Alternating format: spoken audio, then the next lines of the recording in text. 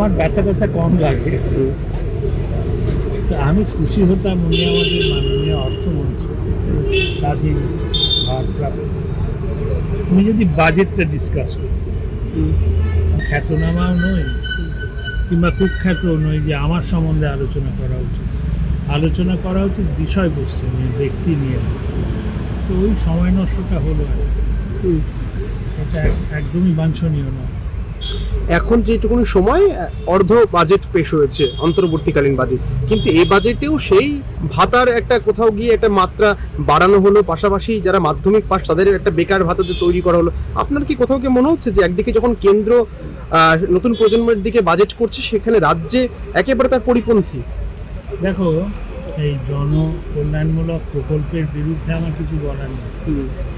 আমার হচ্ছে যে জনকল্যাণমূলক প্রকল্প যেমন করা হবে আজকের জনগণের, আমাদের তো কালকের জনগণ, আজকে যে ছোট ছোট বাচ্চাগুলো রয়েছে, যুব সম্প্রদায় রয়েছে, তাদের কথাও ভাবতে হবে।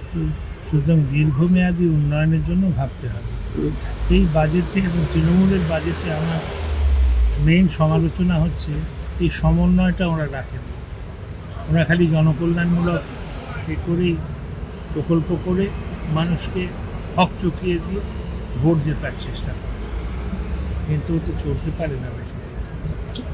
কিন্তু টাকাটা আসবে কোত্থেকে, সেটাও একটা প্রশ্ন। টাকা আসবে, 94টা প্রকল্প আছে বলবে। এখন 94 প্রকল্পের হিসেব যদি দেয়, দেখবে অনেকগুলো প্রকল্পে তো কোনো খরচাই হচ্ছে, কিন্তু খাতায় কলমে আছে। এই সমন্বয়টার জন্যই, এই সমন্বয়ের অভাবের জন্য পশ্চিমবঙ্গ মার খাচ্ছে। প্রথম কথা, এই যে কেন্দ্র টাকা দিচ্ছে, ভারতবর্ষে তো আরও 28টা প্রদেশ আছে, আর কেন্দ্রে যে সরকার, তার বিরোধী পক্ষের সরকারও অনেক রাজ্যে রয়েছে। তামিলনাড়ুতে আছে, কেরালায় আছে, কর্ণাটকে আছে। এখন ওরা তো এত চেঁচায় না।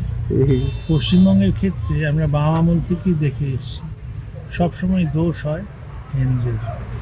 তো এই প্রশ্নটার উত্তর তো খুব দেওয়া দরকার যে কী করে অন্য জায়গায় বিরোধী শাসিত প্রদেশগুলোতে এত চিৎকার নেই, আর চিৎকার থাকলেও উন্নয়ন হচ্ছে, কিন্তু পশ্চিমবঙ্গে উন্নয়ন হচ্ছে না। তো এটা তো স্বাভাবিক, কারণ যেটা হয় ডিফ্লেক্ট করার চেষ্টা। আমায় যদি কিছু বলো, আমি সঙ্গে সঙ্গে বলবো আমার দোষ নয়, এটা অমিতের দোষ কিংবা বিভাসের দোষ কিংবা কারোর দোষ। তো সেইটি করছে না।